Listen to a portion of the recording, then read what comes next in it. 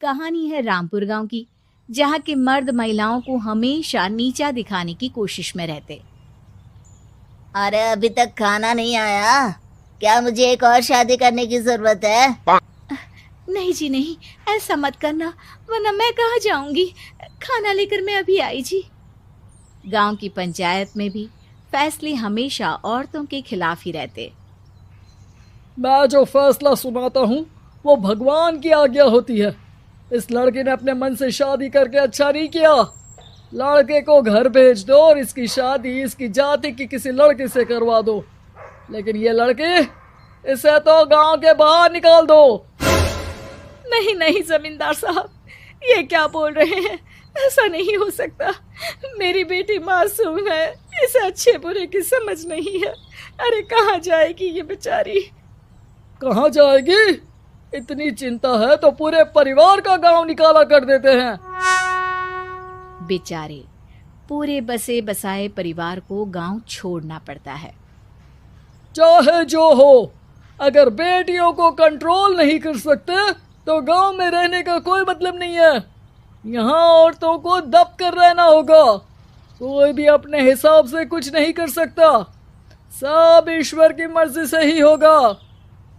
तभी गांव का एक आदमी दौड़ा दौड़ा आता है। सरपंच साहब, जमींदार साहब, वो कालिया है ना, उसकी बेटी पढ़ने के लिए शहर जा रही है। अच्छा, ये कब हो गया?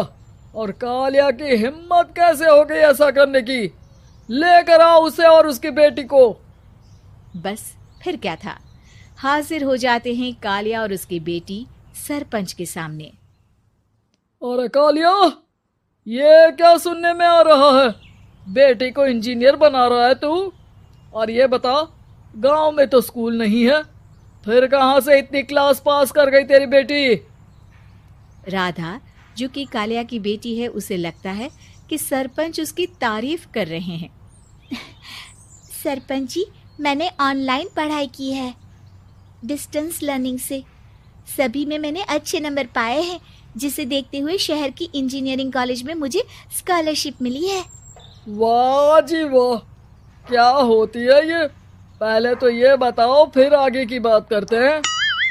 पूरा गांव राधा की बात सुन रहा था और राधा बोलती जा रही थी। तो ऐसे मैं फ्री में एक अच्छी शिक्षा लेकर गांव में जो कुछ परेशानियां हैं, जैसे बिजली, पानी और इंटरनेट जैसी समस्याओं के लिए काम करूंगी। मैं गांव को शहर से जोड़ने के लिए पुल का निर्माण करवाने का प्रस्ताव रखूंगी। मुझे पूरी उम्मीद है कि जल्द ही हमारा गांव भी तरक्की की राह पर चल पड़ेगा। राधा की बात सुनकर सारे गांव वाले ताली बजाने लगते हैं। सरपंच को समझ नहीं आता कि वो क्या करे। चुप रह नादान लड़की, गांव के खिलाफ जाने के लिए तुझे गांव से बेदखल कर दिया जाएगा, वो भी पूरे परिवार के साथ। और हाँ, अगर ठीक से गांव में रहना चाहती है तो ये पढ़ाई लिखाई छोड़ दे। हम तेरे लिए गांव का कोई होनहार लड़का देखेंगे। तभी गांव का एक आदमी बोल पड़ता है। अरे नहीं नहीं सरपंच जी, राधा बिटिया जो बता रही है, अगर वैसा हो जाए तो हम लोगों को पैसा कमाने के लिए बाहर नहीं जाना पड़ेगा। हाँ जी, और ना ही कोसों दूर पानी के लिए भटकना पड़ेगा। हमारे बच्चे भी अच्छी पढ़ाई कर सकेंगे और आगे बढ़ेंगे, ना कि हमारी तरह खेती करते बैठेंगे। क्यों गांव वालों, राधा बिटिया का साथ देना चाहिए ना। सरपंच देखता है कि गांव राधा के साथ है तो वो चुप हो जाता है। वो घर आकर अपने सलाहकार से बात करता है, जो बहुत ही चालाक किस्म का इंसान होता है। अरे सरपंच साहब, आपको बहुत ही होशियारी से काम लेना पड़ेगा। एक बार गांव तरक्की कर गया, यहाँ के बालक पढ़ लिए तो कोई ना पूछेगा आपको। और फिर ये जो बेटा और बेटी है ना आपके, इनको भी आम लोगों की तरह ही जीवन जीना होगा। हाँ, लेकिन करे तो क्या करे? वो ना आप मुझ पर छोड़ दीजिए, बस मैं जैसा बोलूं करते जाइए। अगले रोज सुबह जब गांव वाले सोकर उठते हैं तो राधा के घर के बाहर और साथ ही वो लोग जिन्होंने राधा का सपोर्ट किया था, उनके घर के आगे लाल रंग से कल आऊंगी लिखा होता है। कल आऊंगी, यह क्या होता है? अरे यह तो खून से लिखा है, लगता है कोई भूत प्रेत या चुड़ैल का साया है। चलो सरपंच जी के पास चलते हैं। सभी सरपंच के पास जाकर उसे सारी बात बताते हैं। अरे ये तो बड़ी मुश्किल की बात है। चलो मैं एक बाबा को जानता हूँ, उन्हें बुला लेता हूँ। सरपंच बाबा को लेकर गांव के घर के बाहर जाता है। ओहो, तो ये वो चुड़ैल है जो उन लोगों को निशाना बनाते हैं जो गांव को बदलने का सपना देखते हैं। वो गांव को ऐसे ही संपन्न देखना चाहती है, वो नहीं चाहती कि कोई बाहरी यहाँ का कायाकल्प करे। क्या तुम लोगों में से किसी ने गांव को बदलने की सोच रखी है? तभी राधा की माँ रोते रोते आती है। मेरी राधा घर से गायब हो गई है। अरे कोई तो बचाओ, मेरी बच्ची कहाँ गई?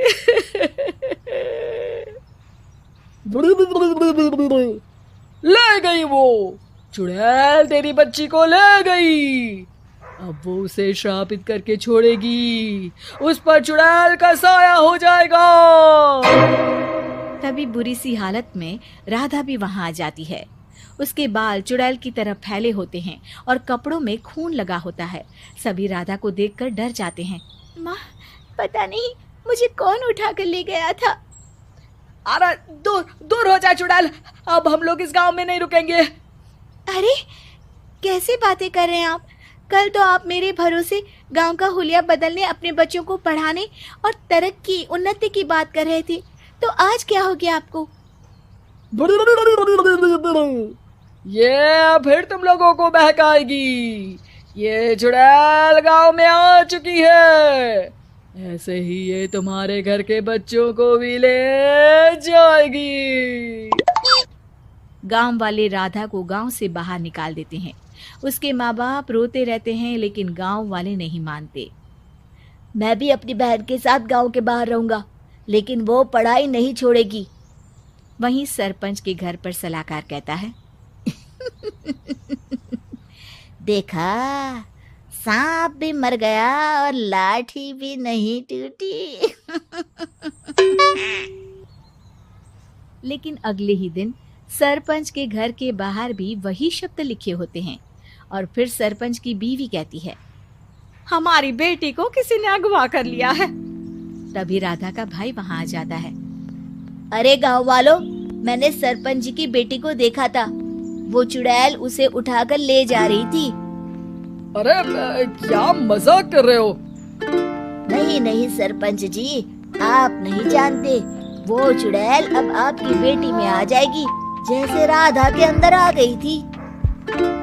तभी सरपंच की बेटी वैसी ही हालत में वहां आती है जैसे राधा आई थी। पापा, पता नहीं कैसे मैं गायब हो गई थी।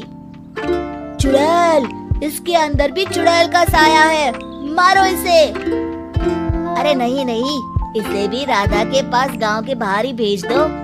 अरे चुप रहो, मेरी बेटी कहीं नहीं जाएगी और चुड़ैल वुड़ैल कुछ नहीं होता है। अरे कैसे बात कर रहे हो सरपंच जी? आप तो बोल रहे थे कि आपका फैसला भगवान का ज्ञान होता है, तो अपने पर बात आई तो अब आप ऐसे बोल रहे हैं। अरे ना ना ना, आपको अपनी बेटी को त्यागना ही होगा। अरे बुलाओ बाबा को। राधा का भाई बाबा को ले आता है, जिसे अब गांव वालों के डर के कारण सच बोलना पड़ता है। मैं कोई बाबा नहीं हूँ, मैं तो मोची था। ये सलाहकार महोदय ने मुझे कहा था एक्टिंग करने को। वो मुझे पैसे देने वाले हैं। अब मुझे माफ कर दो। गलती हो गई, मुझे माफ कर दो। तभी वहां राधा आ जाती है। देखा सरपंच जी, जब गांव के बच्चे साक्षर होंगे तो आप जैसे लोगों की चालाकी नहीं चलेगी।